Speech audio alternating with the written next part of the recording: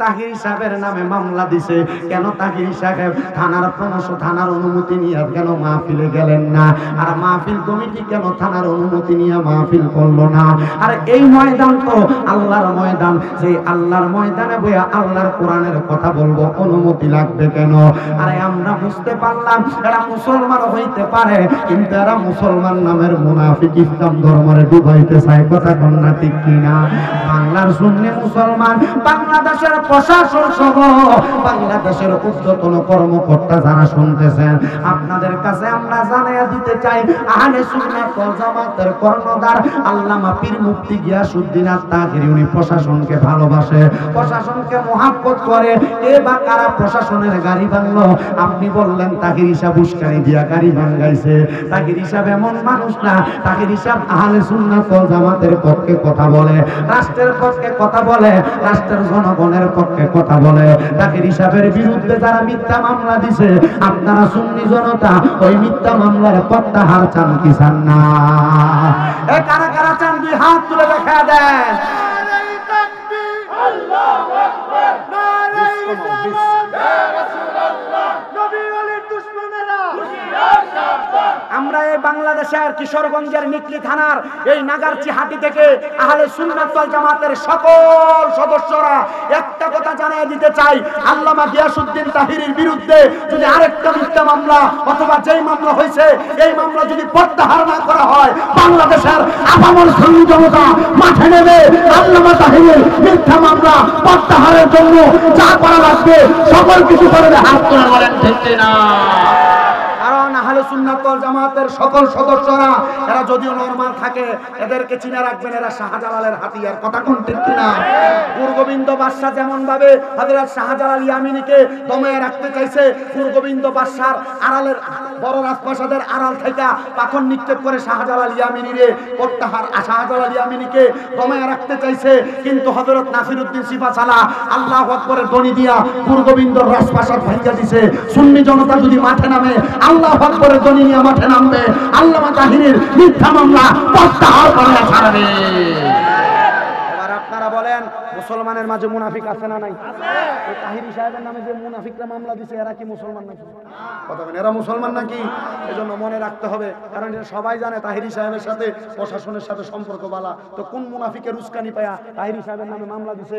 এজন্য আমি সকল আহলে সুন্নাত ওয়াল জামাতের সদস্যদেরকে বলবো, আপনারা সজাগ থাকবেন। এই যে আপনাদের নিকলির আহলে সুন্নাত ওয়াল জামাতের যিনি সভাপতি উনি উপস্থিত আছেন, ওনারা প্রত্যেক ইউনিয়নে আহলে সুন্নাত ওয়াল জামাতের কমিটি দিচ্ছে।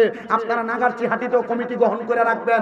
যদি কোনো আহলে সুন্নাত ওয়াল জামাতের কোনো কর্মী, আহলে সুন্নাত ওয়াল জামাতের কোনো মাজার, আহলে সুন্নাত ওয়াল জামাতের কোনো অঙ্গ সংগঠনের উপরে কোনো হামলা করে, আহলে সুন্নাত ওয়াল জামাতের নেতৃবৃন্দের নেতৃত্বে একসাথে আমরা মাঠে নাইমা আহলে সুন্নাত ওয়াল জামাতের প্রত্যেকটা সদস্যকে আমরা হেফাজত করব। কথা কম। এজন্য সুন্নিয়ত ঐক্য হওয়ার দরকার আছে না নাই?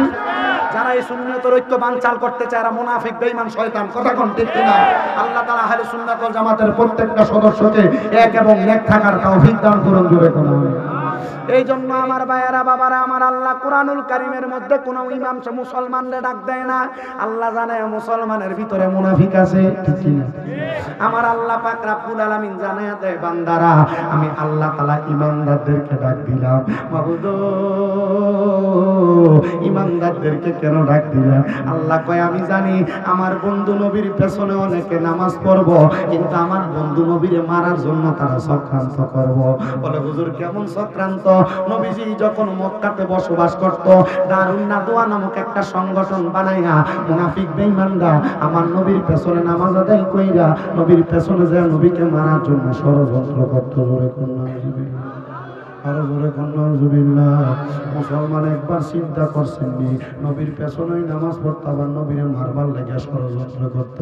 এরা তো মুসলমান কিন্তু ইমানদার।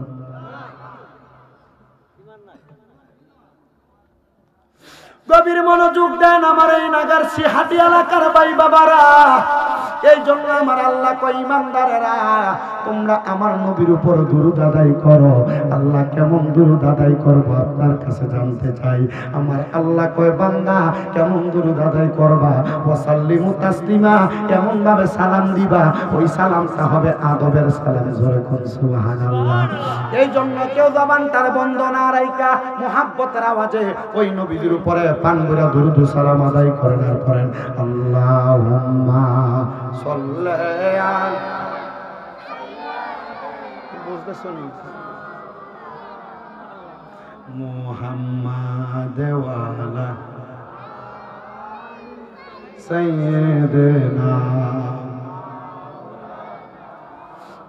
এই দুনিয়ায় আমরা সবাই কবর দেশের প্যাসেঞ্জার, কেউ বা আগে কেউ বা পরে যাইতে হবে গোরের পার। আল্লাহুম্মা সাল্লি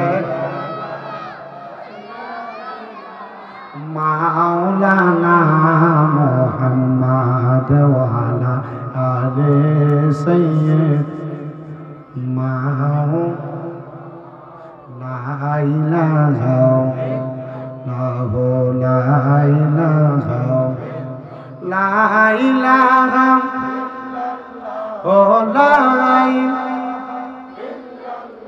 ও লা ইলাহা ইল্লাল্লাহ লা ইলাহা লাহু লা ইলাহা।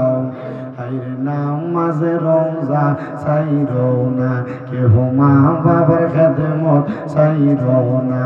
বলে নামাজ না, কেহ মা বাবার খেদমত ছাইরো না। আমার নবীর দরুদ বইল না, আমার নবীর আমার নবীও তোমায় বলবে না লা ইলাহা ইল্লাল্লাহু লা ইলাহা। হায়রে আমরা বড় ভাগ্যবান, আমরা নবী আল্লাহর মেহমান। বলেন আমরা বড় ভাগ্যবান, আমরা নবী আল্লাহর মেহমান। আল্লাহ দয়া করে করলেন দান, বলেন দয়া আনে নবীজি ইমানের ইমান। লা ইলাহা ইল্লাল্লাহু লা ইলাহা লা ইলাহা ইল্লাল্লাহু মুহাম্মাদুর রাসূলুল্লাহ সাল্লাল্লাহু আলাইহি ওয়াসাল্লাম। এ আমার এই নগর নাগারসি হাটি এলাকার ভাই বাবারা, বন্ধুরা, আপনারা যারা এই মাহফিলের মধ্যে বসলেন, আপনাদের সবার চাইতে আমি শামীম দাদা আমারে বড় গুনাহগার মনে করতেছি। আমার গুনার কোনো অভাব নাই, আমার সব চাইতে বেশি গুনাহ। আমি যদি আমার আল্লাহর কাছে আমার গুনাহগুলা লইয়া দাঁড়ায়া যাই, আমার আল্লাহ তাআলা আমি বান্দারে বান্দা বলে অ্যাকসেপ্ট করবে না, গ্রহণ করবে না। কিন্তু একবার চিন্তা করেন মুসলমান, আপনি জীবনে কত গুনাহ করছেন, আপনার গুনার খবর আপনার বাপ জানে না, আপনার মা জানে না, আপনার সন্তান সন্ততি আত্মীয় স্বজন কেউ জানে না। আমার দাড়ি পাকা মুরব্বি বাবা, একবার চিন্তা করে দেখেন রে বাবা, আপনি জীবনে কত গুনাহ করছেন। আপনার সন্তান যদি আপনার গুনার খবর জানতো, লুকিয়ে লুকিয়ে গুনাহ করছেন, আপনার গুনার খবর আপনার সন্তান জানলে আপনার বাপ পিয়া পরিচয় দিত না। আপনার গুনার খবর আপনার ভাই জানলে আপনার ভাই পিয়া পরিচয় দিত না। এ আমার যুবক ভাইরা গো, আপনার জীবনের গুনার খবর যদি আপনার মা জানতো, আপনার সন্তান বলে পরিচয় দিত না। পর্দার অন্তরালের আমার মা, ও মা, একবার চিন্তা করে দেখো গো মা, আপনাদের জীবনের গুনাহ যদি আপনার স্বামী দেখতো, আপনারা কিন্তু ঘরের মধ্যে স্ত্রী বলে পরিচয় দিত না। আমার আল্লাহ তাআলা এত দয়ার আল্লাহ, এত মায়ার আল্লাহ, আপনার আমার গুনাহগুলা গোপন করে রাখছেন। মাবুদ ও দয়াল আল্লাহ, তুমি যে আমরার গুনাহগুলা গোপন করে রাখছো, আমরার গুনার খবর তো কেউ জানে না, তুমি আল্লাহ তো জানো। তুমি আমরার গুনাহটি মাফ করবানি আল্লাহ। আমার আল্লাহ কই বান্দা লা তাকনাতু মির রাহমাতিল্লাহ, আমি আল্লাহর রহমত থেকে নিরাশ হইও না। ইন্নাল্লাহা ইয়াগফিরুয যুনুবা জামিয়া, নিশ্চয়ই আমি আল্লাহ তাআলা সকল প্রকার বড় বড় গুনাহ ক্ষমা করে দেই। ইন্নাহু হুয়াল গফুরুর রহিম, নিশ্চয়ই তিনি আল্লাহ যিনি ক্ষমাশীল এবং দয়ালু। আমি জানতে চাই রে আমার নাগারহাটি এলাকার ভাই বাবারা, বন্ধুরা, আমার আল্লাহ যে এত দয়াবান, আমরা জীবনে যে এত গুনাহ করলাম, আমরা গুনাহ চাইলে আমার আল্লাহ মাফ করতে পারে কি পারে না? মুহাব্বতের আওয়াজে কোন পারে কি পারে না? ও মুসলমান, একবার চিন্তা করে দেখেন, এই এলাকার মধ্যে কোন মানুষ যদি চুরি করে, রাস্তা দিয়ে হাইটা যায়, মানুষ দেখলে তার সুর পেয়ে ডাকে না, ভালো মানুষকে ডাকি, অবশ্যই সুর পেয়ে ডাকি। ও মুসলমান, একবার চিন্তা করেন, আপনি যে মিশা কথা বলেন, আপনার কপালে যদি আল্লাহ লেখা দিত আপনি মিথ্যাবাদী, মানুষ আপনার মিথ্যাবাদী বলে ডাকত। আপনি যে নামাজ পড়েন না, যদি আমার আল্লাহ আপনার কপালে লেখা বসা দিত আপনি বেনামাজি, মানুষ আপনারে বেনামাজি করে ডাকত। একবার চিন্তা করে দেখেন, আমার আল্লাহ তাআলা এত দয়া করছে, আমরা গুনাহগুলো গোপন করে রাখছে। ওই জীবনের গুনাহগুলো গোপন রাখা আল্লাহ যেন আমরা গুনাহগুলো মাফ করে দেয়। মুহাব্বতের আওয়াজে ওই আল্লাহ তাআলার একটু আসলে জাতের জিকির করবেন, যেন আমার আল্লাহ জীবনের গুনাহ মাফ করে দেয়। মুহাব্বতে আমার আল্লাহকে ডাকবেন, আল্লাহ আল্লাহ আল্লাহ আল্লাহ। বেশটা কমাও, রিভাবটাও কমাই দাও, ডাইরেক্ট সাউন্ডে। আল্লাহ আল্লাহ আল্লাহ আল্লাহ, আমার দয়াল নবী বিনে গো আপন বলতে কে নাই জগতে, মারহাবা আল্লাহ আল্লাহ, আমার দয়াল নবী বিনে গো আপন বলতে কে নাই জগতে, মারহাবা আল্লাহ আল্লাহ। বেবে দেখি সব বিদেশি, বেবে দেখি সব বিদেশি, মিশে মায়ার জগতে আপন বলতে কে নাই জগতে, মারহাবা আল্লাহ আল্লাহ আল্লাহ। জাহারা কুল্লাহ অতি গোয়া আল্লাহ, সবাই মিলে মিশে পড়াই বেকা, আল্লাহ আল্লাহ আল্লাহ। মাটির নিচে করবে দাফন, মাটির নিচে করবে দাফন, পরে থাকতে দিবে তারা আপন বলতে কে নাই জগতে, দয়াল নবী বিনে গো আপন বলতে কে নাই জগতে, মারহাবা আল্লাহ আল্লাহ আল্লাহ। নবী গো রাহমাতাল লিল আলামিন, আপনি উম্মতের জাবিন, গুনাহগার মুহতারাম সাল্লাল্লাহু আলাইহি। ওই উম্মতের লাগিয়া সাজদায় থাকবেন পড়িয়া, উম্মত সারা নবী কিছুই বুঝেন না, মারহাবা ওই উম্মতের লাগিয়া সাজদায় থাকবেন পড়িয়া, উম্মত সারা নবী কিছুই বুঝেন না, মারহাবা রব্বি হাবলি উম্মতি, কান্দান দয়াল নবীজি, কান্দান মদিনা আইরে মোহমিন, নবী সারায়া রাহপন কে গাও নাই, মাওলা আল্লাহ আল্লাহ পাতায় সারম পাতায় কত পানি চলে শেষ বিদায়ের কৌশল দিব বড়ই পাতা চলে সেই দিন কিন্তু মায়ার নবী আয় খবরে হাই রে সেই দিন কিন্তু মায়ার নবী আয় খবরে ও পাগল মোনা মুর্শিদ তুমি ধীরে ধীরে ফিরে ফিরে ছাড়া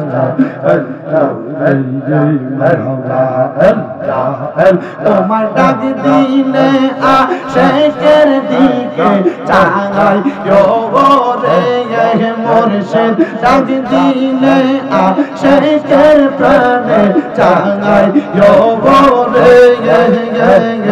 ও পাগল মোনা মুর্শিদ তুমি ধীরে ধীরে ফিরে ফিরে ছাড়া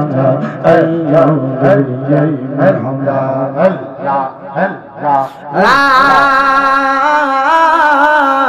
ইলাহা ইল্লাল্লাহু মুহাম্মাদুর রাসূলুল্লাহ সাল্লাল্লাহু আলাইহি ওয়াসাল্লাম। একটা জবানও কেউ বন্ধ রাখেন না বাবা, জবানটা খুলে মুহাব্বতের আওয়াজে কোন আলহামদুলিল্লাহ। আপনারা বলেন আমরা জিকির করলাম কার? ওই আল্লাহর জিকির করলে আমার আল্লাহ খুশি না বেজার? অবশ্যই খুশি আমার বাবারা, কিন্তু আমার আল্লাহ এর চাইতে আরো বেশি খুশি কেন হয়? আমার আল্লাহ তাআলা কোরআনুল কারীমে ঘোষণা করতেছে, বান্দা হুয়াল্লাযী আরসালা রাসূলাহু বিল হুদা ওয়া দীনিল হাক্কি লিইয়ুযহিরাহু আলাদ দীনি কুল্লিহি ওয়ালাউ কারিহাল মুশরিকুন। আমার আল্লাহ তাআলা ঘোষণা করে, বান্দা যখন তোমাদের কাছে অথবা যারা আমার নবীজি দুনিয়াতে হেদায়েতের বাণী নিয়ে আসার পরে একজন রাসূল যখন তাদের কাছে আগমন করলো, তারা যারা তাদের মুখের ফু দিয়া ওই রাসূলের আনা মুখটাকে বন্ধ করে দিতে চায়, আমি আল্লাহ ঘোষণা করলাম এরা মুসলমান না, ওয়ালাউ কারিহাল মুশরিকুন, এরা হলো মুশরিক, এরা হলো বেঈমান। ইয়া রাসূলুল্লাহ, ইয়া হাবিবাল্লাহ, নবী গো, কারা আপনি নবীর হেদায়েতের আলো বন্ধ করে দিতে চায়? আমার নবী কয়, এক নাম্বার কাফেরেরা, দুই নাম্বার আহলে কিতাবেরা, তিন নাম্বার মুশরিক মুনাফিক বেঈমানরা। ও নবী গো, আপনি বলেন না আর কারা আপনি নবীর হেদায়েতের পথটাকে ছুটে তুলতে চায়? আমার নবী কয়, ইন্নাল্লাযীনা আমানু ওয়া আমিলুস সলিহাতি উলাইকা হুম খায়রুল বারিয়া। জবানটা কইলা উচ্চ কণ্ঠে জোরে বলেন সুবহানাল্লাহ। আমার নবী কয়, উম্মত, ও আমি নবীর উম্মতের দলেরা, নিশ্চয় যারা ঈমানদার এবং নেক আমল করে তারা হলো দুনিয়ার সবচাইতে ভালো মানুষ, তারা হলো দুনিয়ার সবচাইতে নেককার বান্দা, তারা হইল আমি আল্লাহর পছন্দনীয় বান্দা। ইয়া রাসূলুল্লাহ, ইয়া হাবিবাল্লাহ, নবী গো, আপনি যেই কথা বললেন তাহলে আপনি নবীর দাওয়াত কারা গ্রহণ করছে? আমার নবী কয়, আমি নবী যখন দুনিয়াতে আসি নাই, আমি দুনিয়াতে আসার অনেক আগে আমি নবীর ইসলাম ধর্মটার জন্য অনেক মানুষ অপেক্ষা করছে। ইয়া রাসূলুল্লাহ, তারা কারা? যারা আপনি নবীর ধর্মটার জন্য অপেক্ষা করছে। আমার নূরের নবী রাহমাতুল লিল আলামিন নবী কয়, উম্মত, তারা আর কেউ না, তারা হইল হযরতে ঈসা রূহুল্লাহর উম্মতের মধ্যে অনেক দামি দামি উম্মত, যারা আমি নবীর জন্য অপেক্ষা করছে। নবী গো, আপনি নবীর উম্মত হওয়ার জন্য নে। আমার নবী কয় না, আমি নবীর নূরানি চেহারা মোবারক একবার দেখার জন্য তারা অপেক্ষা করছে। ইয়া রাসূলুল্লাহ, নবী গো, ও দয়ার নবী, আপনার নূরানি চেহারা মোবারকের মধ্যে কি আছে নবী?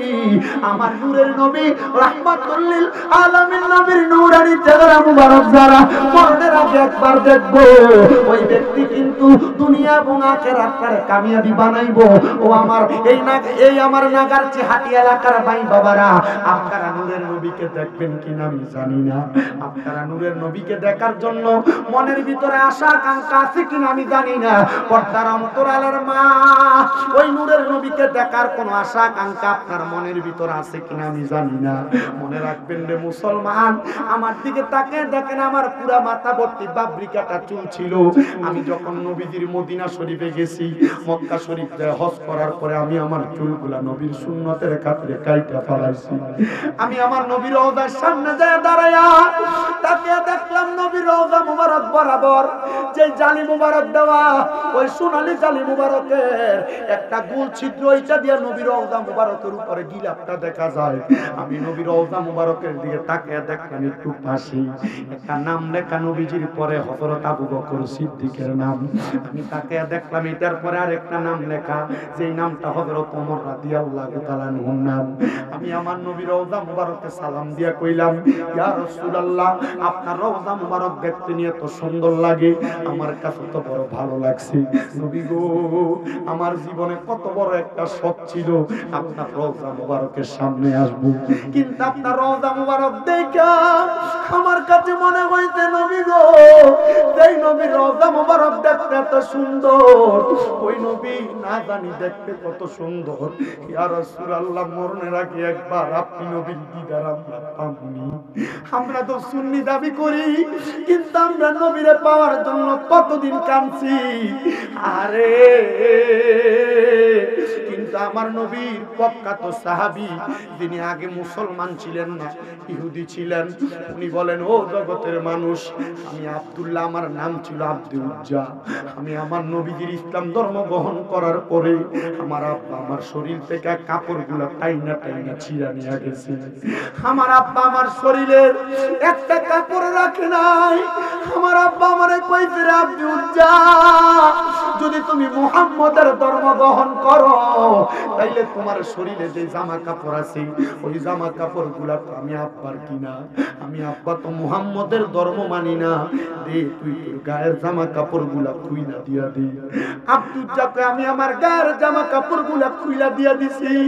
আমি একটা দৌড় মাইরা, আমার মা ঘরের ভিতরে লাত এবং উজ্জা নামক দুইটা মূর্তির পূজা করত, আমি ওই মূর্তিওয়ালা ঘরের ভিতরে ঢুকছি।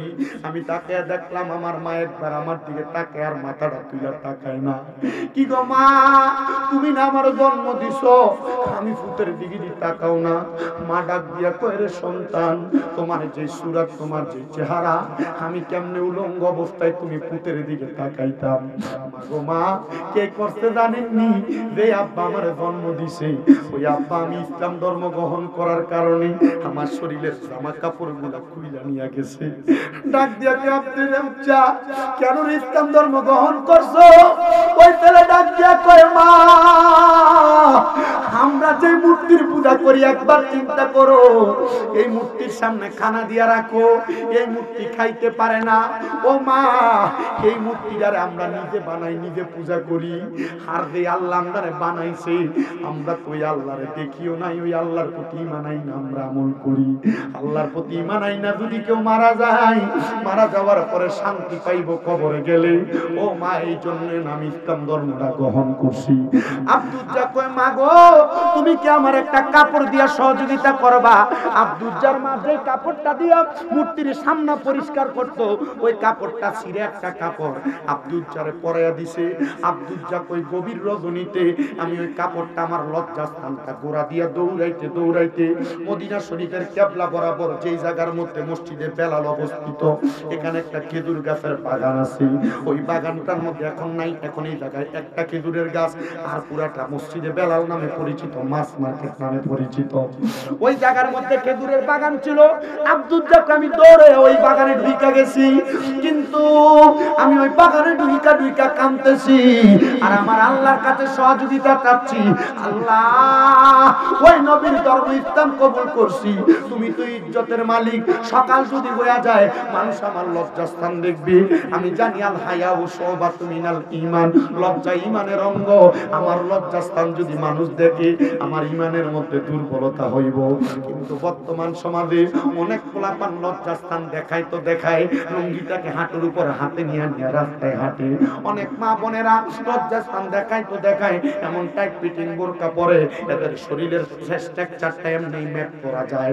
আমি বলবো না ভাইয়েরা, না পর্দার অন্তরালের মা বোনেরা, আমার জবান থেকে যে কথাগুলো আসবে এই কথাগুলো দিয়ে তুমি একটু শিক্ষা গ্রহণ করবা। অনেক বাবারা মাঝে মাঝে খালি গায়ে রাস্তার মধ্যে হাঁটা চলা করে, কেন রে? নবীর সাহাবায়ে কেরাম থেকে কি শিক্ষা নেওয়া যায় না? আমার নবীর সাহাবায়ে কেরাম কয় আমার লজ্জাস্থান মানুষ দেখবে, এই জন্য আমি খালি গায়ে পর্যন্ত থাকতে রাজি না। আমরা যে মাযহাব মানি ওই মাযহাবের ইমাম হযরত ইমামে আযম আবু হানিফা রাহমাতুল্লাহ আলাইহি তিনার জীবনী পড়তে যা পাইলাম, হযরত ইমামে আযম আবু হানিফা কোনদিন খালি ঘরের মধ্যে উদাম গায়ে বসে না, মানে খালি গায়ে বসে না। আপনি খালি গায়ে অটোমেটিক হাঁটেন, বেশি গরম। আরে আরবের মতো গরম তো এখানে নাই, এমনি নরমালি 44-46 ডিগ্রি থাকে। হযরতে আব্দুল উজ্জা বলে আমি কাঁদতে লাগলাম। আমি কান্না করতে করতে আমি যখন ওই খেজুরের বাগানে অপেক্ষা করতেছি, দুনিয়ার মুসলমান ও আমার এই নিখির বাবারা, আব্দুল উজ্জা কই, আমি যখন কাঁদতে কাঁদতে বড় বেকার হয়ে গেলাম, আমি বুঝতে পারলাম ওই জায়গার মধ্যে কে জানি একজন আগমন করছে। আমার রাহমাতুল লিল আলামিন নবী ওই বাগানের মধ্যে প্রবেশ করছে। নবী বলেন আমি যখনই অবসর থাকতাম গভীর রজনীতে এই বাগানের মধ্যে আইসা আইসা আমি লুকিয়ে লুকিয়ে আমার উম্মতের জন্য কাঁদতাম, আমার উম্মতের জন্য কাঁদতাম। নবী আমার বলে আমি আমার শরীরের চাদর মুবারকটা ওই জায়গার খেজুরের বাগানে বিছিয়ে দিলাম। খেজুরের বাগানে বিছিয়ে দেওয়ার সাথে সাথে আমি হঠাৎ করে যখন নামাজের নিয়ত করব, এমন টাইমে দেখতেছি আমার কানের মধ্যে গুনগুন গুনগুন কান্নার আওয়াজ আসতেছি। আমি চিন্তা করলাম কে রে, আর ডাক দিলাম কে কান্দে, কান্দে কে রে, কান্দে কে? হঠাৎ করে জবাব দিই ইয়া রাসূলুল্লাহ, লাব্বাইক লাব্বাইক ইয়া রাসূলুল্লাহ, আমি কান্দি, আমি আপনার পাগল, আমি আপনার গোলাম, আমি বললাম আব্দুল উজ্জা, যারা আপনি ভালোবাসা নাম রাখছেন আব্দুল্লাহ, জোরে কোন সুবহানাল্লাহ। ইরে আব্দুল্লাহ, সকালবেলা না ইসলাম ধর্ম গ্রহণ করে গেছো, এখন কি এখানে বৈশা বৈশা কান্দো? ইয়া রাসূলুল্লাহ, আমি পেটের ক্ষুধায় কান্দি না, ইসলাম গ্রহণ করার কারণে আমার বাপে আমার মারছে এই জন্য কান্দি না। আব্দুল্লাহ কান্দো কেন? ইয়া রাসূলুল্লাহ, কান্দি এই জন্য আমি ইসলাম ধর্ম গ্রহণ করার কারণে আমার আব্বা জান আমার শরীরের কাপড়গুলা খুইলা নিয়ে গেছে, আমি উলঙ্গ অবস্থায় এই জায়গায় বসে রইছি। নবী আমার কয় সামনে আয়। নবী গো, উলঙ্গ অবস্থায় আপনার সামনে যাইতে পারবো না। আমার নবীজি নবীর চাদর মুবারক খুইলা হযরত আব্দুল্লাহরে দিছে। আব্দুল্লাহকে আমি আমার চাদর মুবারকটা লাগাইয়া রাহমাতুল লিল আলামিন নবীর সামনে আসলাম। সামনে আসার পর ইয়া রাসূলুল্লাহ এভাবে হাত দিয়ে রাখছেন, ইয়া রাসূলুল্লাহ আমি আপনার সামনে কথা বলবো, আমার পুরোটা শরীর দেখা যায়। আমার নবী বলে আমি আমার আরেকটা চাদর খুলে আমার আব্দুল্লাহরে দিয়ে দিছি। হযরত আব্দুল্লাহ কয় দুইটা চাদর লাগাইলাম। আমার নবী কয় আব্দুল্লাহ যা মসজিদে নববীতে যা, হাইটা যাইতে 5-6 মিনিট লাগে। হযরত আব্দুল্লাহ ডাক দিয়ে কয় আমি ওই কাপড় লাগা মসজিদে নববীর ভিতরে প্রবেশ করছি রে। ওই মসজিদে নববীর মধ্যে প্রবেশ করার পরে আমার সাহাবায়ে কেরাম কয় কি রে আব্দুল্লাহ, কই থেকে আগমন করলা? তুমি মসজিদে ঢোকার সাথে সাথে তোমার শরীর থেকে আমার নবীজির শরীর মোবারকের ঘ্রাণ পাইতেছি।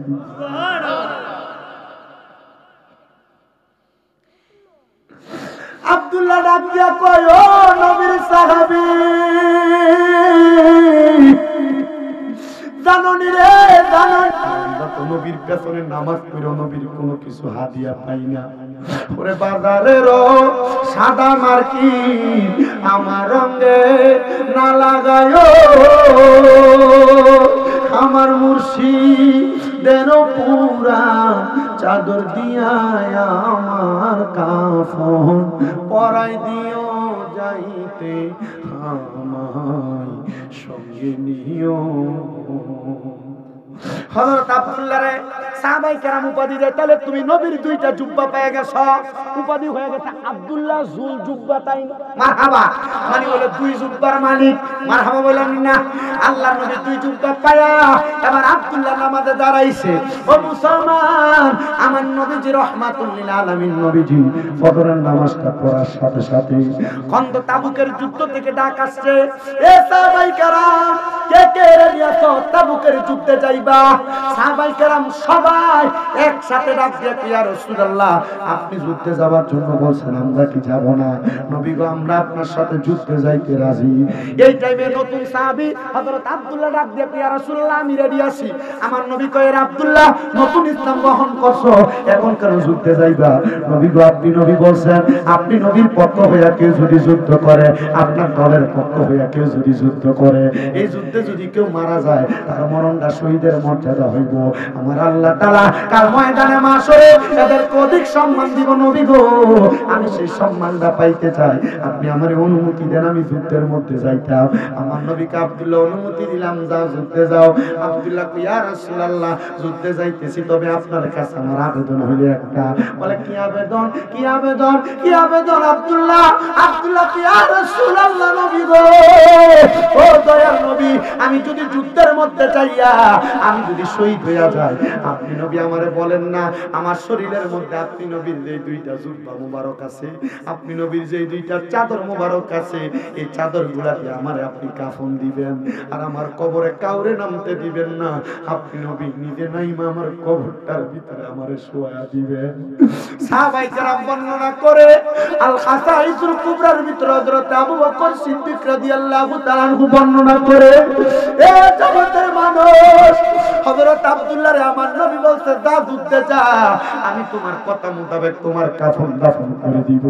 ওই যুদ্ধের ময়দানে হযরত আব্দুল্লাহ মারা গেছে, আর যাওয়ার পরে শহীদ হওয়ার পরে আমার নবী নিজে তার কাপড় দিয়া হযরত আব্দুল্লাহর কাফন পরাইয়া নবীজি নিজে তার কবরের মধ্যে শোয়া দিয়েছে।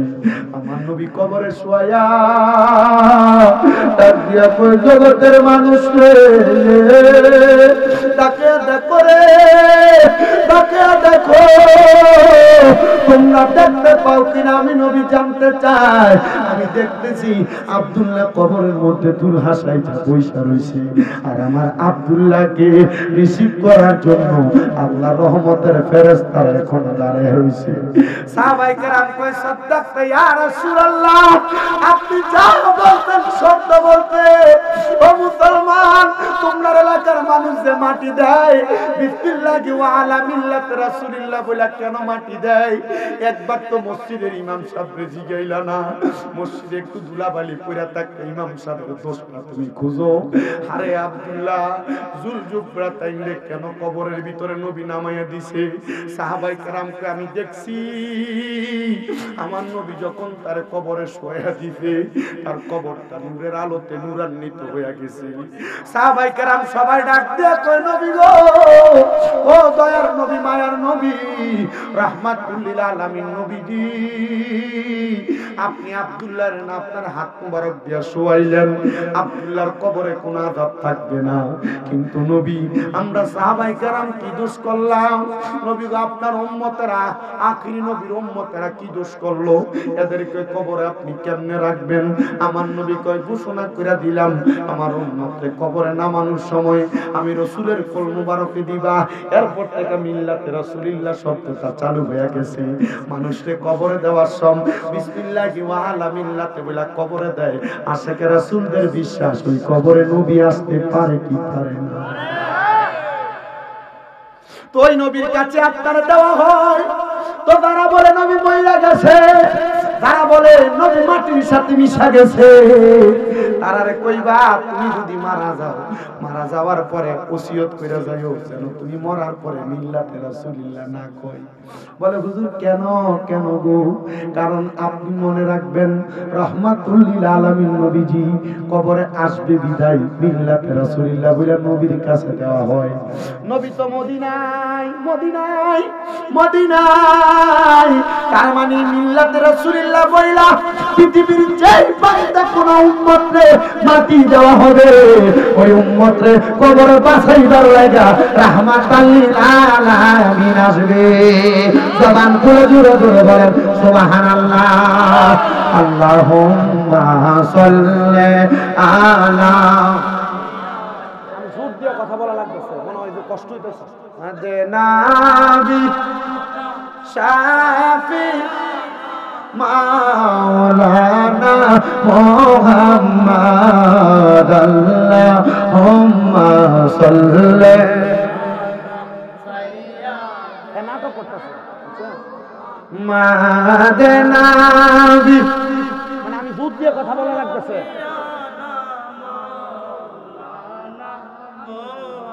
জগৎ পাগল কাবার জন্য, কাবা পাগল মাবুদের, আমার মাবুদ পাগল দয়াল নবীর নবী পাগল উম্মতের আল্লাহুম্মা সাল্লি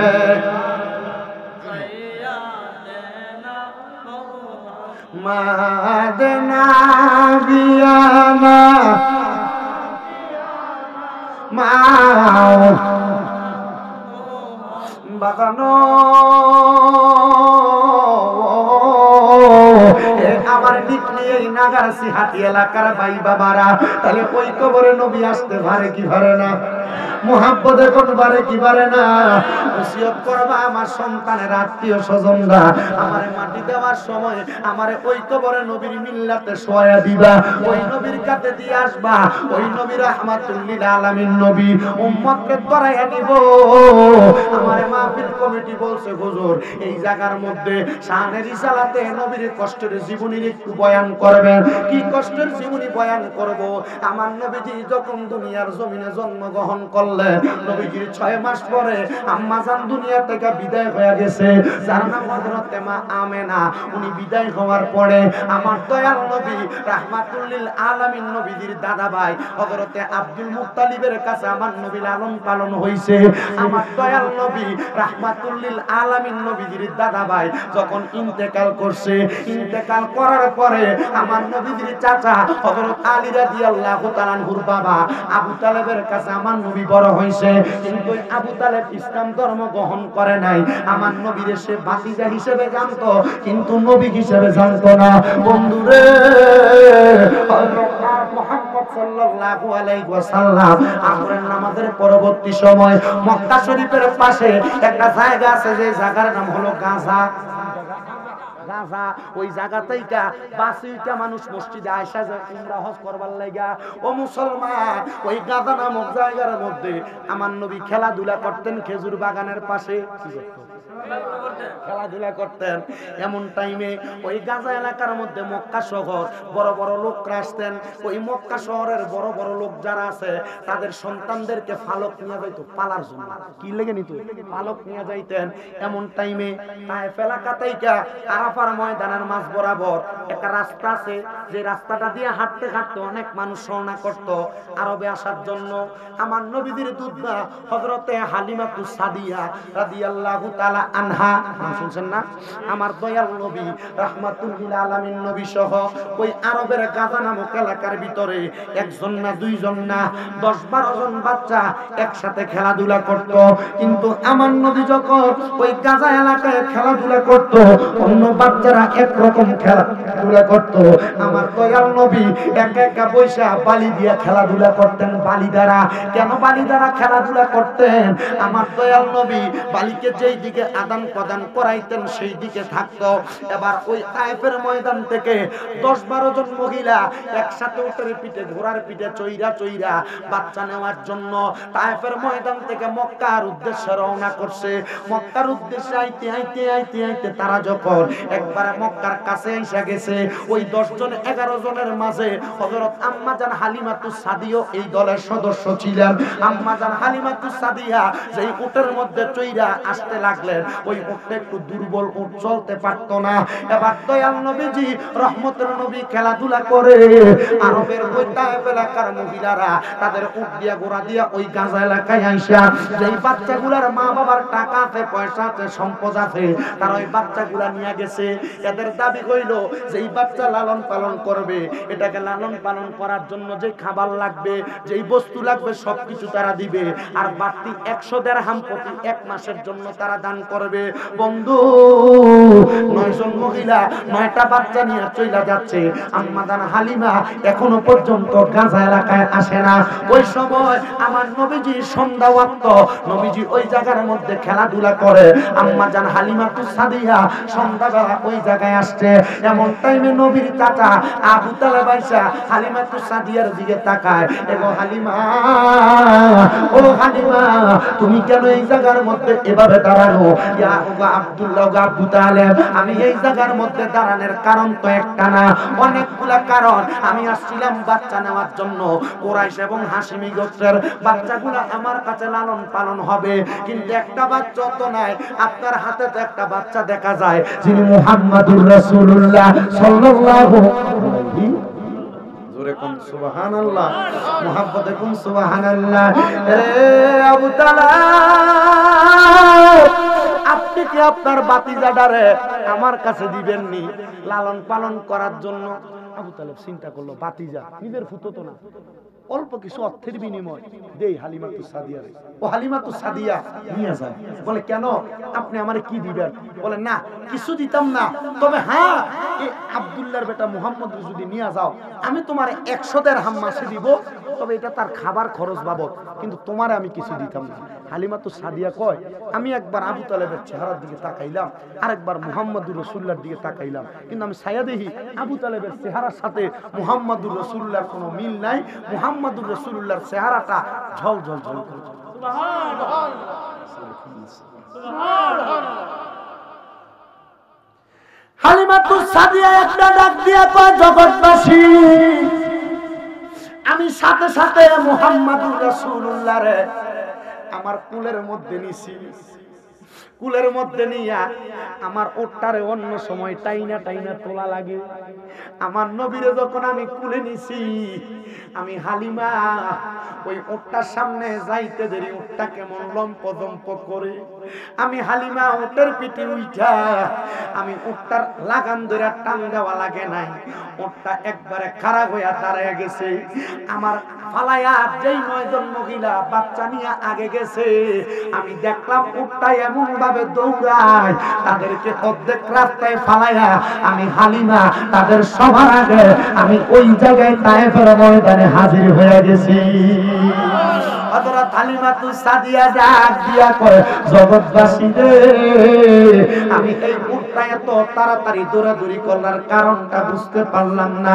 আমি আমার মুহাম্মদকে নিয়ে আমি সুন্দর কইরা আমার ঘরের বারান্দার মধ্যে শোয়া দিলাম। রাত গভীর হয়ে গেছে, দুধ পাবো কোন জায়গায়? আমি তো মুহাম্মদুর রাসূলুল্লাহর জন্য দুধ সংগ্রহ করতে পারি নাই। আমার ঘরের মধ্যে একটা বকরি ছিল, সেই বকরিটার শরীরের দুধের বাটের মধ্যে কোনো দুধ নাই। আমি মুহাম্মদুর রাসূলুল্লাহরে আমার ঘরের বারান্দাটার সামনেটাতে বসায় শোয়া দিয়া আমি যখন ওই ঘরটার মধ্যে গেলাম, আমার রাখাল খানায় আমি যাইয়া বকরির দুধের বাটেরটার মধ্যে টান দিয়া দেখলাম অজর ভাবে দুধ বায়া বায়া পড়তেছে। আমি দুধগুলা নিয়া মুহাম্মদুর রাসূলুল্লাহরে খাওয়ানোর জন্য আসবো। আমি আয়েশা দেখলাম মুহাম্মদুর রাসূলুল্লাহ ঘরের বারান্দা থেকে আসমানের দিকে তাকায়া তাকায়া আঙ্গুলের শাহাদাত আঙ্গুল নাড়াচাড়া করতেছে, নাড়াচাড়া করতেছে। আমি যখন এমন খেলা দেখলাম, আমি এমন খেলা দেখা আমি মুহাম্মদুর রাসূলুল্লাহর সামনে যাইয়া দাঁড়াইলাম। দাঁড়াইয়া দুধগুলা সামনে রাইখা আমি মুহাম্মদুর রাসূলুল্লাহর দুধ দেই, কিন্তু উনি মুখে নেয় না। এমন টাইমে আমার স্বামী মানে হালিমাতুস সাদিয়ার স্বামী আয়েশা ডাক দিয়া কয়, ওগো আমার কলিজার টুকরা স্ত্রী, দেখো না অন্যদিন তো আসমানের তারকাকে একরকম দেখা যায়, আজকে দি দেখা যায় আসমানের একটা তারা ডাইনে যায়, একটা তারা বামে যায়। হালিমাতুস সাদিয়া আসমানের তারার দিকে তাকায় একবার, আমার নবীর শাহাদাত আঙ্গুল মুবারকের দিকে তাকায় একবার, তারার দিকে তাকায় একবার, আমার নবীর আঙ্গুল মুবারকের দিকে তাকায় একবার। হালিমাতুস সাদিয়া কয়, ওগো আমার স্বামী, আপনি জানেন না আমার ঘরের মধ্যে কে আগমন করছে? আমার ঘরে যে নিয়ে আসছে তিনি হইল রাহমাতুল আলামিন নবী গো স্বামী। ওনার আঙ্গুলের ইশারায় আসমানের তারকাগুলো লড়তেছে। স্বামী কয়, আমি চিন্তা করলাম আমি বাচ্চা মানুষ, আবার মনে একটা আঘাত লাগলো। হালিমাতুস সাদিয়ার ছোট একটা বাচ্চা, উনি এই বাচ্চা ফলে আরেকটা বাচ্চা আনলো। ওনার দুগ্ধ কিভাবে পান করাই? হালিমাতুস সাদিয়া কয়, জগৎবাসী, আমি যখন আমার বাচ্চাটারে দুধ পান করাই, মুহাম্মাদুর রাসূলুল্লাহরে আমি আমার বাম স্তনের দুধ পান করাইতাম আগে। এরপরে বাম স্তনের দুধের কাছে যখন আমি নিতাম, আমার সন্তান মুহাম্মাদুর রাসূলুল্লাহ একটা দুধ পান করতো, আরেকটাতে মুখ লাগাইতো না। আমার নবী রাহমাতুল লিল আলামিন নবী যখন প্রাপ্তবয়স্ক হইছে, নবী ঘোষণা করে, জগতের মানুষ, আমার মা দুধ মা হালিমাতুস সাদিয়ারে জিগাইবা, আমি নবীজি হালিমাতুস সাদিয়ার দুইটা দুগ্ধ পান করি নাই, আমি একটা দুগ্ধ পান করছি। আমি নবী তখনও জানতাম আমার একটা দুধ ভাই আছে, ওই দুধ ভাই হালিমাতুস সাদিয়ার আরেকটা দুগ্ধ পান করব। বাজান রে, ও আমার এই নগর জিহাদের যুবক ভাইয়েরা, আমার দয়াল নবী এমন ভাবে হালিমাতুস সাদিয়ার করে লালন পালন হইছে।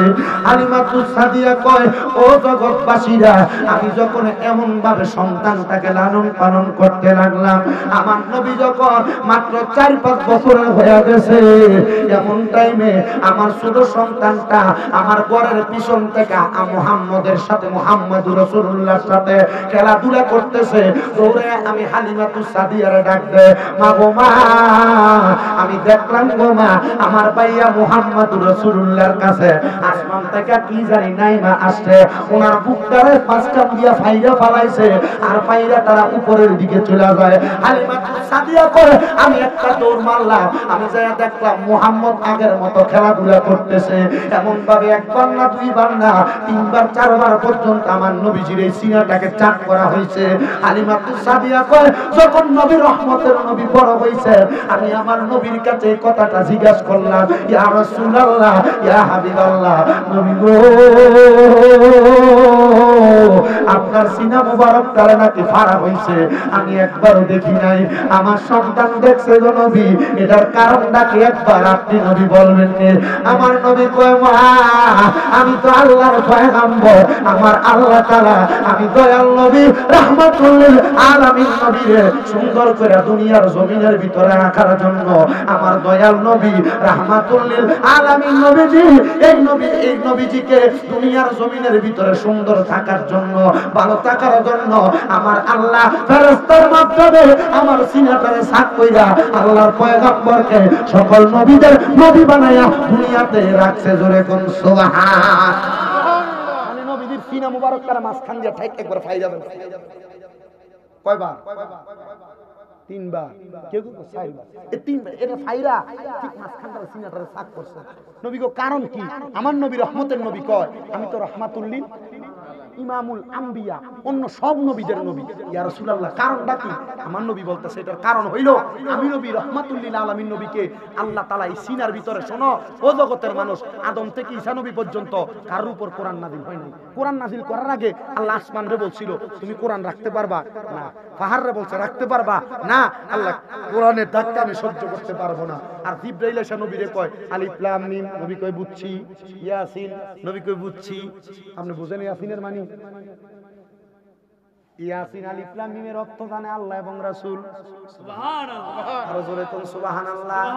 বন্ধুরা আমার, ও নবীর উম্মতের দলেরা, আশিক রাসূল ভাই বাবারা, এবার আমার নবীজি বড় হইলেন।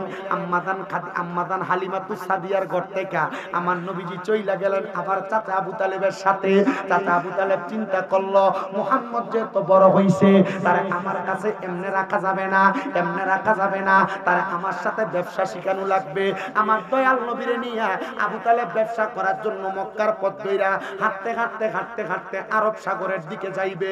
এমন টাইমে মরুভূমির মাঝখান দিয়া আমার দয়াল নবীজির চাচা আবু তালেব এবং তার সঙ্গের 4 জন ব্যবসায়ী মক্কা নগরীর পাশে একবারে দুধু মরুভূমির মাঝখানে যাইয়া চিন্তা করলেন, খাবারের প্রয়োজন, কোথায় থাকবো, কোন জায়গায় যাব। লক্ষ্য করে দেখে দূরে একটা ঘর দেখা যায়। মুহাম্মাদুর রাসূলুল্লাহরে কয়, আমরা 5 জনের মাল সামান গুলা তোমরা এই গাছের নিচে তুমি পাহারা দাও, আমরা 5 জন পানি পান করে আসি, তারপরে আমরা তোমার জন্য পানি নিয়ে আসবো। এমন টাইমে আমার দয়াল নবীর চাচা আবু তালেব হাঁটতে হাঁটতে হাঁটতে হাঁটতে ওই গেটওয়ালা বাড়িটার সামনে যাইয়া লক্ষ্য করে ডাক দেয়, কেউ আছেন নাকি ঘরের মধ্যে? ঘর থেকে বের হইছে একজন খ্রিস্টান পাদ্রী। খ্রিস্টান পাদ্রীটা বাহির হইয়া ডাক দিয়া কয়, কে গো আপনারা?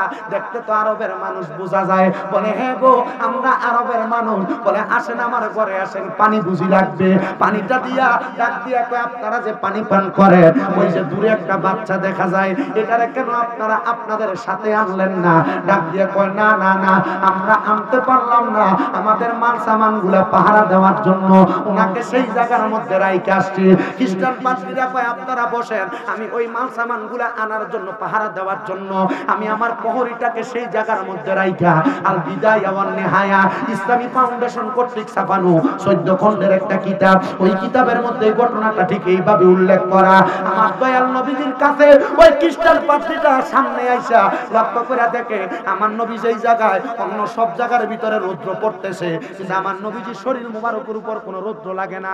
উনিকে আমি আসমানের দিকে তাকাইলাম, আমি তাকায় দেখলাম একটা মেঘমালার খণ্ড মুহাম্মাদুর রাসূলুল্লাহর উপরে ছায়া দিতেছে। সুবহানাল্লাহ। আরো মুহাব্বতে কোন সুবহানাল্লাহ।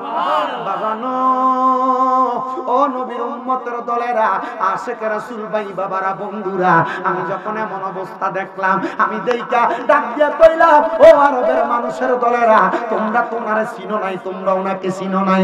আমি তো খ্রিস্টান মানুষ, আমি তো তাওরাত কিতাব পড়ছি, আমি তো জাবুর কিতাব সম্পর্কে ধারণা রাখি, ইনজিল কিতাব সম্পর্কে ধারণা রাখছি। এই মুহাম্মাদুর রাসূলুল্লাহ আখিরি নবী মুহাম্মাদুর রাসূলুল্লাহ সাল্লাল্লাহু আলাইহি ওয়াসাল্লাম নবীজি, এই নবীরে শুধু আসমানের জমিন আসমান তাইকা মেঘমালা ছায়া দান করবে না, এই নবীরে দুনিয়ার জমিনের ভিতরে সবাই সম্মান করবে, সবাই ইজ্জত করবে। কিয়ামতের আগ পর্যন্ত এই ব্যক্তিটা এমন উম্মত হবে, এমন অনুসারী হবে, আমি তো এতদিন পর্যন্ত এই নবীর জন্য অপেক্ষা করছি। ইয়া রাসূলুল্লাহ, এই মুহূর্তে আপনি আমার কালেমা পড়ায়া দেন। তুমি আমার পড়ায় লা ইলাহা ইল্লাল্লাহ মুহাম্মাদ। আল্লাহ তোর বিচার করবে। ভোল্টেজ কম হলে এটি বাইরে বাইরে করতে। কালকে 2টা মাহফিল করছি, আগামী কালকে আমার 2টা মাহফিল আছে। তোমার না না ভাই, এটি কইও না, তুমি আমার এগুলো বোঝাও না। আপনারা যে ইউটিউবে ওয়াজ শুনেন, আমার ওয়াজ এভাবে শুনেন, আমি চিল্লে ধান দিয়ে ফেলতেছি।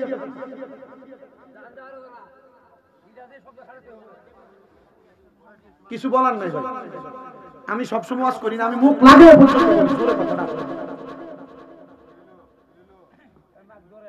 আমার চিল্লাইতেছি, আপনি বুঝতেছেন আমি চিল্লাইতেছি, আমি খুব চিল্লাইতেছি, কিছু করার নাই। আমি যতটুকু করতেছি অতটুকুর ভিতরে আপনাদেরকে শেষ করে দিয়ে চলে যাব। আল্লাহ সবাইরে কবুল আমিন কোন। এই যে স্পিকারটি দিছ, স্পিকারটি সাউন্ডটা আমার কানে আইয়ে, মনিটরের সাউন্ড আপনার কানে কি ব্যথা করে? কানে লাগে সাউন্ডটা জোরে? হ্যাঁ বাবা, আমার গলাটা কেমন? আমার গলা বুঝতেছেন না? এই গলার আওয়াজটা হেনে গেলে মাইকের ভিতরে কেমন ভাবে লাগার কথা। আমি দোয়া করি আল্লাহ তোমার ব্যবসার বরকত দাও, কিন্তু যেভাবে আছে সাউন্ডটা,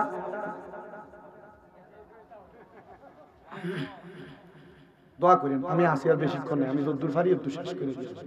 আল্লাহ আপনাদেরকে কবুল করো, কোন আমিন। মুহাম্মদে দুরূদ শরীফ পড়েন, আল্লাহুম্মা সাল্লি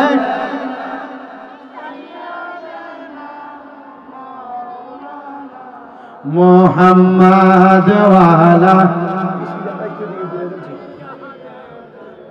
মাওলানা।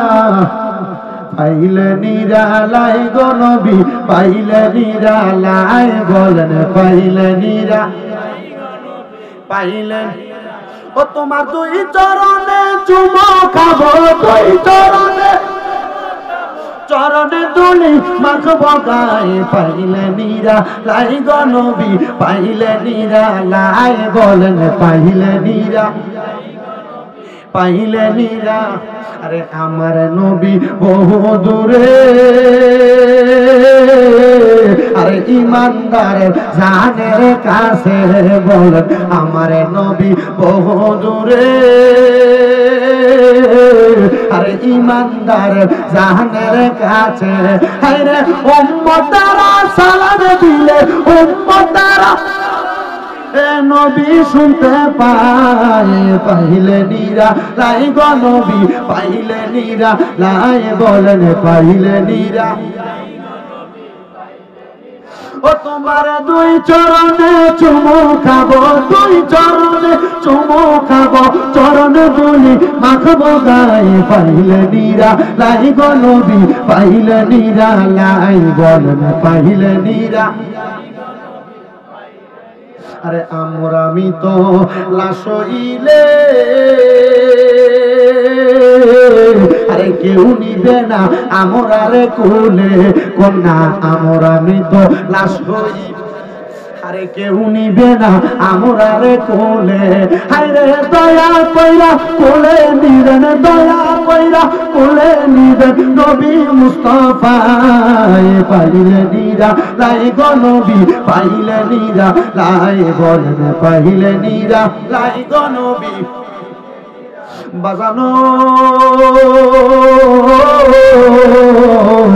আমার নগর নাগারসি হাটি এলাকার ভাই বাবারা বন্ধুরা আমার দয়াল নবী যখন আস্তে আস্তে করে মানুষকে ইসলামের দাওয়াত দেয় আমার নবী প্রকাশ্য ইসলামের দাওয়াত দিছে আম্মাদান হালিমাতুস সাদিয়ার বাড়ি থেকে আমার নবী ছোটবেলা থেকে নাবালক হওয়ার পরে যখন আমার নবী আগমন করলেন আগমন করার পর রে বাবারা আমার দয়াল নবী রাহমাতুল লিল আলামিন নবীজি এবার আস্তে কইরা অল্প কিছুদিনের জন্য হযরত আব্দুল্লাহ ইবনে আব্বাস রাদিয়াল্লাহু তাআলা আনহু দাওয়াত পাইয়া আমার নবী তায়েফের ময়দানে গেছে নবী একদিন দুই দিন তিন দিন না আমার নবীজি একটানা 10 দিন তায়েফের ময়দানে ছিল কয়দিন বন্ধু আমার নবীরে মক্কার মানুষও কষ্ট দিছে তায়েফের মানুষও কষ্ট দিছে কিন্তু আমার নবী মক্কা এবং তায়েফের জন্য বদদুয়া করছে না ইয়া রাসূলুল্লাহ কেন বদদুয়া করেন না গো নবী আমার নবী কয় মক্কা হলো আমার মা বাবার দেশ মদিনার তায়েফের নগরী হইল আমার মা হালিমাতুস সাদিয়ার দেশ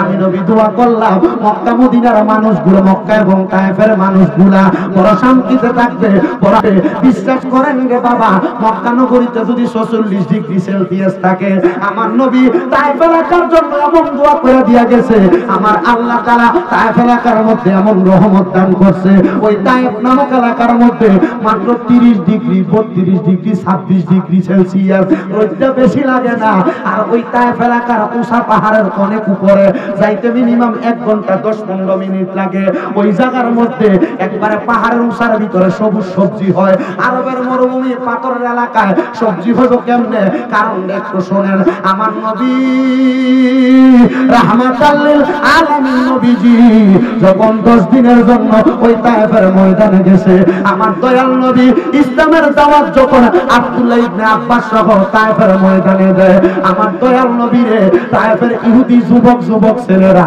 আমার দয়াল নবীজির শরীর মুবারকের মধ্যে পাথর মারে আমার নবীরে এমন ভাবে পাথর মারে আমার নবীজির কপাল মুবারক থেকে পাথর মারার কারণে রক্তগুলা বায়া বায়া আমার নবীর দাড়ি মুবারক পেট মুবারক বুক মুবারক দিয়া আমার নবীর পা পর্যন্ত দেয়া পৌঁছাইছে আমার নবীর জুতা মুবারক নবীর পা মুবারকের লগে লাগিয়া গেছে এমন টাইমে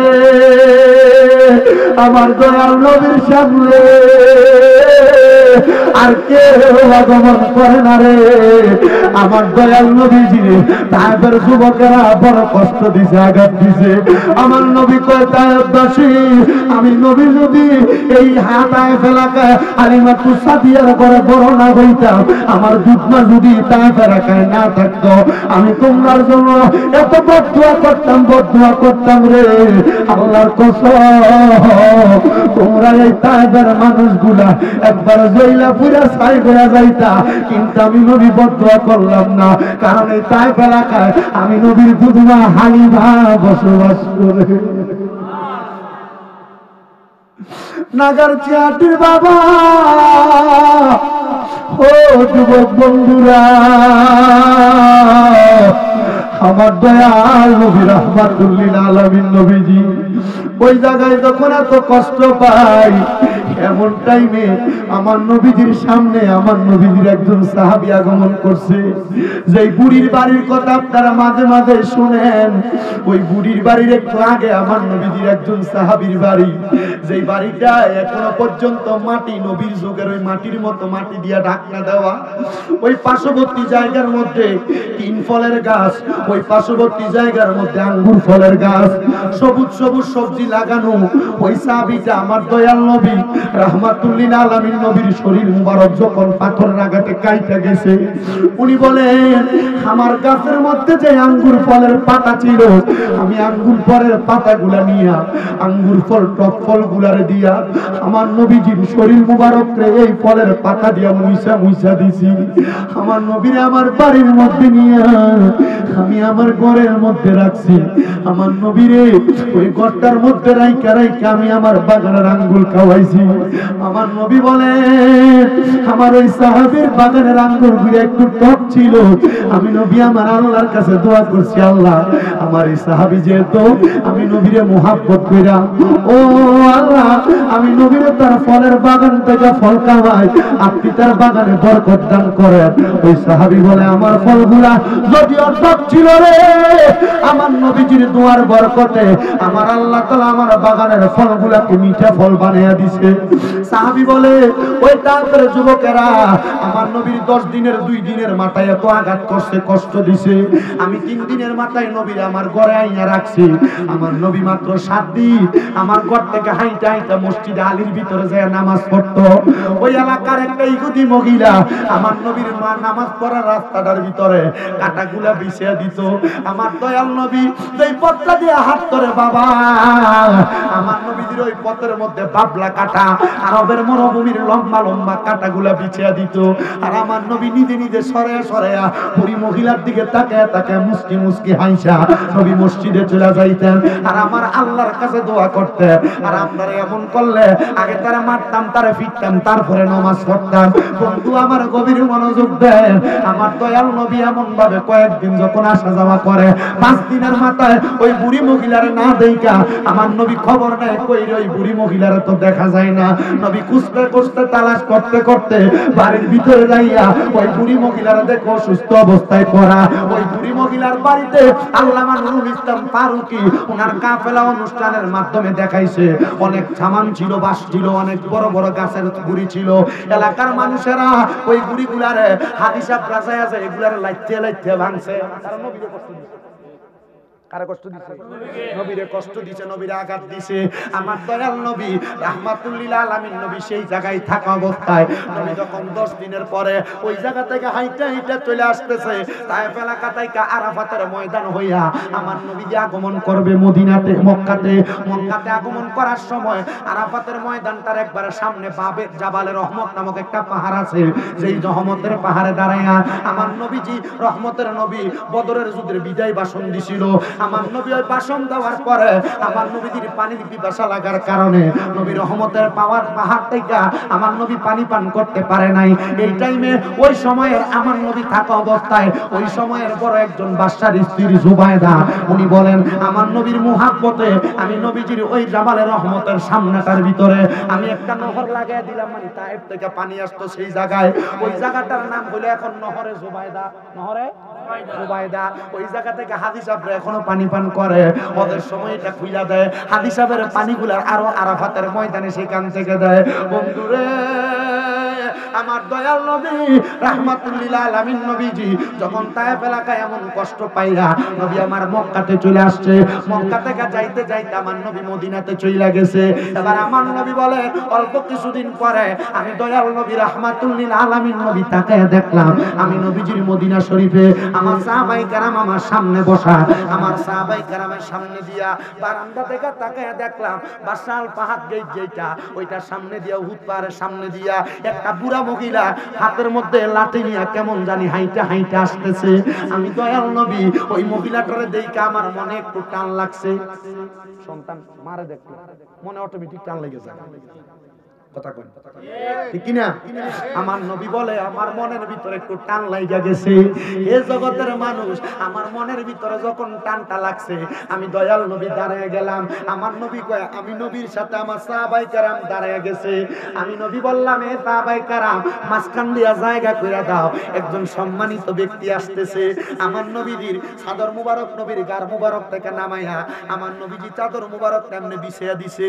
ওই মুরব্বি মহিলা বুড়া মহিলাটা উনি হাতের মধ্যে লাঠিটা নিয়ে ভর কইরা কইরা আমার নবীর সামনে আসছে।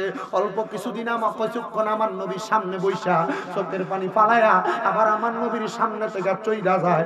আমার নবী খাতুনে জান্নাত ফাতেমা তু জহরারে বলে আমার আম্মা জানরে তুমি এখান থেকে নিয়ে যাও।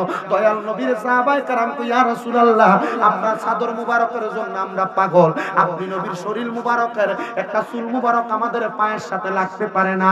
আরে জিকরে জামিল এবং জিকরে হাসিন এম এ জলিল রহমাতুল্লাহ আলাইহি লিখিত কিতাব, ওই কিতাবের মধ্যে দেখবা নবী সাহাবায়ে কেরাম নবীর একটা চুল মুবারক পইরা গেলে এটারে নিয়ে সংগ্রহ করে রাখতো। নবীর থুতু মুবারক পড়লে নবীর থুতু মুবারকগুলা সংগ্রহ করে রাখতো। একদিন আনাস ইবনে মালিককে প্রশ্ন করা হয় তুমি যে নবীর চুল মুবারক নিয়ে তোমার ঘরে রাইখা দাও, কারণ কি? উনি কয় একদিন আমার পেটের ব্যথা হইছে, নবীর চুল মুবারক যে পানির মধ্যে পড়ছে আমি পানিটা পান করছিলাম, আল্লাহর কসম ওই পানিটা পান করার কারণে আমার পেটের ব্যথা ভালো হয়ে গেছে। এরপর থাইকা যেই দিনে আমার পেটের ব্যথা হইতো আমি ওই চুলটা আমার পানির মধ্যে চুবাইয়া আমি পান করতাম, আমার পেটের ব্যথা নিবারণ হয়ে যাইতো। সাহাবায়ে কেরাম কই নবী গো আপনি নবীর শরীর মুবারকের নূরানি চাদর বিছিয়ে দেওয়া হইল, আপনি নবীর ওই চাদরের মধ্যে মহিলাটা বসলো, কে গো এই মহিলা এত সম্মানিত? আমার নবী কই ও সাহাবায়ে কেরাম এই মহিলা কইল যখন আমার মা দুনিয়াতে নাই, আমার বাবা দুনিয়াতে নাই, আমি নবীরে দুধ পান করাইছে, এটা হলো আমার মা দুধ মা হযরতে হালিমা তু সাদিয়া। আমার দয়াল নবীরে সাহাবায়ে কেরাম কই নবী গো দুধ মারে এত সম্মান করলেন, যেই মা জন্ম দিছে ওই মারে কত সম্মান করব। আমার নবী কয় রদিমান ঘুম সুম্মা রদিমান ঘুম সুম্মা রদিমান ঘুম, দুর্ভাগ্য তার, কপাল পোড়া তার, কপাল মন্দ তার। নবী গো কার? আমার নবী কয় উম্মত যারা তাদের মা বাপরে দুনিয়ার জমিনে পাইলো কিন্তু আমার আল্লাহর জান্নাত তারা হাসিল করতে পারলো না। ও মুসলমান আমার নবীর জীবনীর এই কথা দিয়া কি বুঝছো আমি জানি না, তবে একটা কথা বুঝবারে আমার নবী শিখাইছে আমি আমার দুধ মারে এত সম্মান করছি, এত ইজ্জত করছি, এত তাজিম করছি। তোমরা যারা দুনিয়ার জমিনের ভিতরে থাকো রে ও জগতের মানুষ, তোমরা তোমাদের নিজের মারে এর চাইতে আরো বেশি সম্মান করবা, কারণ নবী শিখে দেয় ও মা বাপ বাচ্চা আছে তো তোর জান্নাত তোর সামনে আছে। আমার নবী কয় হুমা জান্নাতুকা হুমা নারুকা, তোর মা বাবা তোর জান্নাত, তোর মা বাবা তোর জাহান্নাম। ও নবী কি বুঝাইলেন? আমার নবী কয় হ্যাঁ ওই মা বাবার সাথে সৎ আচরণের কারণে কবরে গেলে জান্নাত পাইবা, আম্মা আব্বার সাথে অসৎ আচরণ করার কারণে কবরে গেলে জাহান্নাম পাইবা। নবী গো নবী গো নবী গো কেন এই কথা? আমার নবী কই উম্মত রাদার রব্বি ফি রিদাল ওয়ালিদাইন সাকাতুর রব্বি ফি সাকাতিল ওয়ালিদাইন। আম্মা আব্বা খুশি থাকলে আমার আল্লাহ খুশি হয়ে যায়, আম্মা আব্বা বেজার থাকলে আমার আল্লাহ বেজার হয়ে যায়। কেমনে রে? অনেক সন্তান তার বউ তার কথায় কথায় বলে তোমরা দুই তিন ভাই তুমি একাকের লেগা তোমার মারে বাপরে খাওয়াইতা, তোমার অন্য ভাই কি খাওয়াইতে পারে না? এই কথা যদি বউ কয় সাথে সাথে মুখটাতে চাপ দিয়া ধরবা, এই কথা বলিস না রে বলিস না, কারণ আমার নবী বলছে কোন সন্তান যদি তার মা বাবার জন্য 1 দিরহাম খরচ করে, 1 দিরহাম কবরে তার জন্য লক্ষ কোটি রহমত হয়ে দাঁড়ায়া যাইব। হায়রে হায়রে কেমনে রে মা বাপরে জুদা করো, কেমনে রে মা বাপরে আলাদা করো, কেমনে রে মা বাপরে এক সপ্তাহ এক ঘরে আরেক সপ্তাহ আরেক ঘরে আরেক সপ্তাহ অন্য ঘরে খাওয়াও। করিস না, এমন করিস না। কোন সন্তান যদি যদি বাইয়ে বাইয়ে ঝগড়া কইরা মা বাপের খানা আলাদা কইরা থাকো, দাও তোমার পাও আমার সামনে দাও, আমি স্বামী দাদার দিব্বা দিয়া তোমার পাও আমি পরিষ্কার করে দেব। হুজুর কারণ কি? কারণ হইল ওই মা বাপরে বাত না দিয়া, আম্মা আব্বারে আঘাত দিয়া এই এলাকার মাহফিলে বসছো। না না, এই পুরা কিশোরগঞ্জের সবচেয়ে বড় আলেম দিয়ে ওয়াজ করাইবা আর মা বাপরে বাদ দিবা না।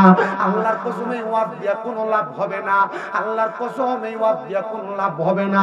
আমার নবী শিখে আছে উম্মত, ওই আম্মা আব্বারে এত সম্মান করবা, ওই আম্মা আব্বারে এত ইজ্জত করবা। আম্মা আব্বারে আল্লাহর কাবা ঘরের চাইতে সম্মান বেশি করার কথা নবী কয়। নবী কয় কেন কেন কেন? আমার নবী ডাক দিয়ে উম্মত, মা বাবারে খুশি রাখলে কাবায় যাওয়া লাগে না। আমার আল্লাহ তাআলা কাবায় যাওয়ার সওয়াব তোর মার মুখের দিকে লেখা দিছে। নবী গো কেমনে? আমার নবী কই কোন সন্তান যদি তার মায়ের দিকে একবার নেক নজরে তাকায়, তার আমল নামার মধ্যে একটা মকবুল হজের সওয়াব হয়ে যায়। ও নবী গো, আমি যদি 100 বার তাকাই, আমার নবী কয় সাহাবীরা শুনো, 100 বার তাকাইলে 100 বার হজের সওয়াব আমল নামায় দেওয়া হবে। আজকের মাহফিল থেকে কোন সন্তান জানি ঘরে যাইবো, বাড়িতে যায় সবার মুখ দেখবো, কিন্তু জনম দুঃখী মার মুখ দেখবে না। ইয়া রাসূলুল্লাহ, ও দয়ার নবী, মায়ার নবী, রাহমাতুল লিল আলামিন নবী, আম্মারে এত সম্মান করব, আব্বারে কত সম্মান করব। আমার নবী কয় দুনিয়ার জমিনে একটা বটবৃক্ষ বাইচা থাকলে বটবৃক্ষের নিচে মানুষ যেমন ভাবে ছায়া নিয়ে বাইচা থাকে, আব্বা বলে একটা সন্তানের জন্য এমন ছায়া। এ সন্তান চিন্তা করো, আগে কোন অন্যায় করলে বাবা ডাক দিয়া ধমক দিয়া বাড়িতে নিয়ে যাইতো, এখন কত অন্যায় করো, কেউ তোমার একটা ডাক দেয় না, কেউ তোমার একটা ধমক দেয় না।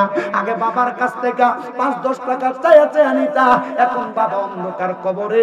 তোমার বাবার বয়সী কত মানুষ দোকানে বইসা চা খায়, তুমি তোমার আব্বা জানরে 100 টাকা হাত খরচের জন্য দিতে পারো না। মহিলা গেছো, তোমার আব্বা বড় কষ্ট করে তোমার মানুষ করছে, আজ তুই আব্বা অন্ধকার কবরে। পর্দার অন্তরালে কত মহিলারা বইসা রইছে, তাদের মা নাই, তাদের বাবা নাই। ও মা, যেই মা জননী নিজে না খেয়ে তোমরা খাওয়াইছে, সকালবেলা পান্তা ভাত গুলা খাইতো না, মা বলতো আমার ভূতে রোদে দিয়ে আইলে পান্তা ভাত খাইলে কলিজাটা ঠান্ডা হইব। মার কাপড় চিরা থাকতো, আস্তার মধ্যে 10-5 টাকা মা বান্ধা রাখতো। মা জননী চিন্তা করতো আমার পুতে চাইলে আমার পুত্রে দিয়া দিব। নতুন জামা কাপড় মা কিনা পড়তো না। সন্তান একবার চিন্তা করে দেখো, আজকে তোমার ব্যাংকে টাকার অভাব নাই, ঘরের ড্রয়ারে টাকার অভাব নাই, কিন্তু মারে 500 টাকা দিয়া কিনে একটা কাপড় পরাইতে পারো না। কি কইব তোর টাকা দিয়া? ওই মা বাপের মতো রত্ন বাইচা থাকতে এখন থেকে ওই মা বাবার যত্ন করো। ওই রত্নের যত্ন করলে আমার আল্লাহ তাআলা অধিক পরিমাণ রহমত, অধিক পরিমাণ নিয়ামত দিব। কেউ যদি ওই মা বাপরে জুদা কইরা থাকো, আলাদা কইরা থাকো, মাত্র এর সন্তান তোর কাছে আজকে এখান থেকে বাড়িতে যাইয়া আম্মা আব্বার পাও দি ধরবা, কারণ মা বাপ বুড়া হইলে জিহ্বার স্বাদ নষ্ট হয়ে যায়। ডরে ফুতের কাছে কোনো কিছু খাইতে মন চাইলেও চায় না, কারণ চিন্তা করে ফুতের কাছে কিছু চাইলে ফুত যদি আইনা দেয়, 1 দিন 2 দিনের বেশি হইলে তার বউ তারা ধমক দেয়। হে সন্তান, এই মা বাপরে না খাওয়াইয়া কিসের টাকা জমাইবা? ওই মা বাপরে না দিয়া কিসের সম্পদ জুড়াইবা? আল্লাহর কসম, মা বাপরে খুশি করতে পারলে সম্পদের পিছনে তুমি দৌড়ানো লাগবে না। আমার আল্লাহ তোমার সম্পদ তোমার পায়ের কাছে হাতছানি দিয়া দিব। জানেন নি রে, ওই আম্মা আব্বার দোয়ার বরকতে আমি গুনাহগারের কুমিল্লাতে এখন 6টা মাদ্রাসা, পোলাপানের অভাব নাই। ওই পোলাপানরে আমি শুধু কইছি কি শিখবা আমি জানি না, তবে সাবধান, আম্মা আব্বার লগে বেয়াদবি কইরো না, আম্মা আব্বার ধমক দিও না, আম্মা আব্বার কথার উপরে ঘাড় পাক দিয়া কথা কইও না। আম্মা আব্বার যখনই দেখবা পায়ে ধরে সালাম কইরা তাদের দোয়া নিবা, কারণ আম্মা আব্বার পায়ের কাছে নত হইলে আল্লাহ তারে সমাজের কাছে বড় বানায়া দেয়। এই আমার এই নাগর সিহাটি এলাকার বাবারা, নিকির বাবারা, এই জন্য সবার কাছে আবদার, এখান থেকে বাড়িতে যে মা বাবার পায়ে ধরে মাপ চাইবা। আম্মা আব্বার মাপ চাইবা? বলে হুজুর কেন মাপ চাইতাম? আম্মা আব্বার কাছে মাপ চাইলে লাভ কি হইব? যতক্ষণ পর্যন্ত বলছে মাপ করে দিছি ততক্ষণ পর্যন্ত পাও ছাড়বা না, কারণ এরা মাপ না করলে আল্লাহ তোমারে মাপ করতো না। অনেকে চিন্তা করে হুজুর আম্মা আব্বার পা ছুঁয়া মাপ সমুদূরের কথা, দুই ঈদের সময় আম্মা আব্বার পা ধরে আমি সালাম হইতো করি না, আমি মাপ চাবো কেমনে? আরে শুধু সালাম করা না, মাঝে মাঝে সুযোগ পাইলে আম্মা আব্বার পায়ের মধ্যে সুমা দিবা সুমা। হুজুর শিরিক হবে না, বেদাত হবে না? না না না, শিরিক বেদাত হবে না। আম্মা আব্বার পায়ে সুমা দিলে আল্লাহর নবী কয় আল্লাহর জান্নাতের চৌকাঠে চুমা দেওয়ার সওয়াব পাওয়া যায়। অনেকে চিন্তা করে হুজুর যাদের বাড়িতে বাবা আছে তারা বাড়িতে যাইয়া বাবার পায়ে ধরে মাপ চাইবো, আমার তো আব্বা নাই, আমি কার পায়ে ধরে মাপ চাইবো? এ সন্তান, এ সন্তানের দলেরা, আজকের মাহফিল কবুল হবে কি হবে না এটার গ্যারান্টি কেউ দিতে পারবে না। তবে আমি একটা কথা বইলা যাই, আগামীকালকে যদি দেখো এই নাগারচিহাটি এলাকার দোকানে বইসা কোন বয়স্ক ব্যক্তি কয় হ্যাঁ শামীম দাদার ওয়াজ শুইনা আমার ফুতে বাড়ির যে আমার পায়ে ধরে মাপ চাইছে, কিন্তু আমার ফুতে কোনোদিন আমার লগে অন্যায় করে নাই। এ যুবক ভাইরা, অন্যায় করো আর না করো, আম্মা আব্বার পায়ে ধরলে দাম কমে না, আম্মা আব্বার পায়ে ধরলে সম্মান কমে না, ইজ্জত কমে না। আম্মা আব্বার পায়ের কাছে ছোট হইলে সারা জগতের কাছে আল্লাহ তোমার বড় বানাইবো। অনেকে চিন্তা করে হুজুর যাদের বাড়িতে মা আছে তারা বাড়িতে যাইয়া মার পায়ে ধরে মাপ চাইবো, আমার তো মা নাই, আমি কার পায়ে ধরে মাপ চাইবো? সন্তান, আম্মা কবরে আব্বা কবরে, একটু পরে আখিরি মুনাজাত হয়ে যাবে, আল্লাহর কাছে দোয়া করবা রাব্বে কারিম ইলাহি আমার মা কবরে, আমার বাবা কবরে। আমার নবী কয় কোন সন্তানের মা মারা যাওয়ার পরে, বাবা মারা যাওয়ার পরে চোখের মনি কোঠার মধ্যে একটা মাছির মাথা পরিমাণ পানি ছাইরা দিয়া কেউ যদি কান্না করে, ওই পানি মাটিতে পড়ার আগে আমার আল্লাহ তাআলা তার মা বাবার জীবনের গুনাহ মাফ করে দেয়। হায়রে এখন তোমার কান্না আসে না, পরে গেলে আব্বা যেই খাটে ঘুমাইতো খাটটার দিকে তাইলে চোখের পানি বায়া বায়া পড়ে, আম্মা জান যে কাপড় পরতো পুরান আলমারিটার দিকে তাকাইলে চোখের পানিগুলা বায়া বায়া পড়ে। সন্তানের দল যখনই মা বাবার কথা স্মরণ হবে চোখের কোণে মনি কোঠার মধ্যে পানি আসবে, আল্লাহর কাছে দোয়া করবা আল্লাহ যেন তোমাদের মা বাপরে মাফ করে দেয়। কত মা বোনেরা পর্দার অন্তরালে ওই মার কথা স্মরণ করে কান্দে, কত ভাইয়েরা কান্দে কারণ তাদের টাকা আছে পয়সা আছে, মা বাপরে খাওয়ানোর মতো ক্ষমতা নাই। আমার নবী কই উম্মত উম্মত উম্মত তোমরা শুইনা নাও, আমার দুনিয়াতে মা ছিল না, বাবা ছিল না, আমি আমার দুধবার সম্মান জানাইছি, যদি থাকতো আমি নবীজি তাদেরকে সম্মান করতাম। এই জন্য উম্মত তোমরা শুইনা লও, আশিক রাসূল শুনে শুনে রেখে, বাবাকে তোমরা কাবা জানিও মদিনা জানিও, মাকে যদি গো তারা বেঁচে থাকে। নবী বলে আমি সেবি নাই, সেবিতে পারি নাই, সেবিও আমার উম্মত, সেবিও আমার উম্মত। বাবার মুখেতে মায়ের মুখেতে যে তুলে দিবে খানা, রাজি থাকে রাব্বানা। নবী বলে আমি করি নাই, করিতে পারি নাই, পিতা মাতার খেদমত, করিও আমার উম্মত, করিও আমার উম্মত। আল্লাহ এই কিশোরগঞ্জের নিকলি থানাধীন নাগারচিহাটি এলাকার যার মা নাই, যার বাবা নাই, আম্মা আব্বার কবর নাজাতের ফয়সালা করো, যাদের মা বাবা বেঁচে আছে হায়াতে তৈয়বা নসিব করো। দয়াল নবী রাহমাতুল লিল আলামিন নবীর দেখানো সহজ সরল পথ আহলে সুন্নাত ওয়াল জামাতের উপর সবাইকে অটল থাকার তৌফিক দান করো।